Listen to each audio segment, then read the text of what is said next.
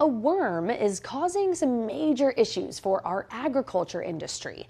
You may remember the U.S. banned Mexican cattle imports late last year because of an infectious parasite known as the New World screwworm. It was discovered in a cow there. Earlier this month, the Texas Department of Parks and Wildlife issued another warning for people here to be on the lookout. So joining us now with some insight is Dr. Christine Navar with the LSU School of Veterinary Medicine and AG Center. First of all, thank you for being here. Can you explain how such a little worm can have such a big impact? What does it do?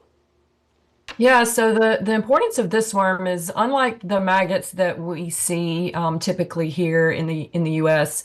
That feed on tissue that's already dead and infected. These screwworms can actually start embedding in normal tissue and burrow, and so they're very, very detrimental to the health and life of our livestock and wildlife. And so we know you've been tracking and studying the movements of this screwworm. We understand it was eradicated from the U.S., decades ago, but it was still thriving elsewhere. So how did we get here to a place where our ag industry is really on the lookout and being warned about it? Yeah, we should always be on the lookout for these things. It's been eradicated since the 60s here. We did have an introduction, I think it was 2017 in the Keys in Florida, very briefly, and that was eradicated very quickly. But this has been steadily marching slowly. It crossed the Panama Canal and finally has hit southern Mexico. And it was only one case, but it's just we need to keep awareness out. Obviously, Texas has a large border with Mexico, and so we just want people to be on the lookout. It's not here yet that we're aware of, but if it does come into the U.S., we want to find it as soon as possible so we can eradicate it again. And now, obviously, in this case, we're talking about cattle, but are there other animals or is it a risk to people? It's a very, very low risk to people. It is a risk to other animals and wildlife. So that's why I think the Texas Parks Commission, if we have people out there in the parks that might see some wildlife and may see, a potential case, then they need to report that.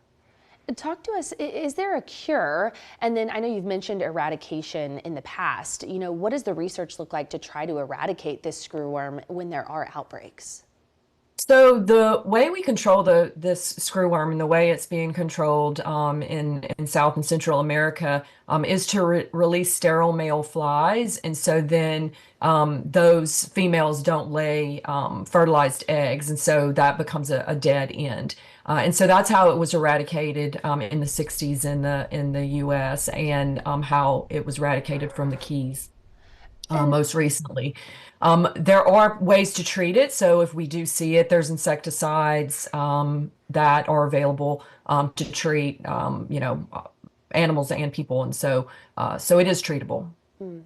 And then talk to us a little bit, of course, as you mentioned, there was that one case in Mexico. We have not seen cases here, but what could the potential impacts be? And as we noted, those Mexican imports of cattle have been halted. So what are some of the impacts on the industry, particularly here in Texas, where it's so important? Yeah, so anytime we have restrictions on imports and exports, it can be devastating financially to our livestock sectors. And that would be, that would continue if we would see it in the U.S.